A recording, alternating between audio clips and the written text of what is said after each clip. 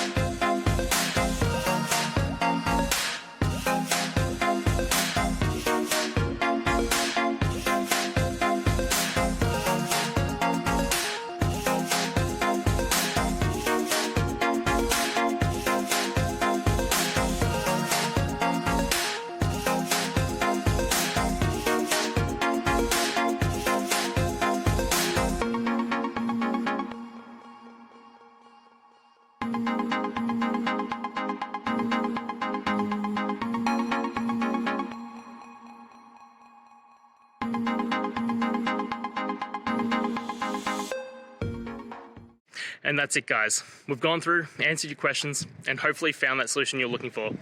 If we did, please hit subscribe. I'd really appreciate it. And until next time, I hope you have a good one.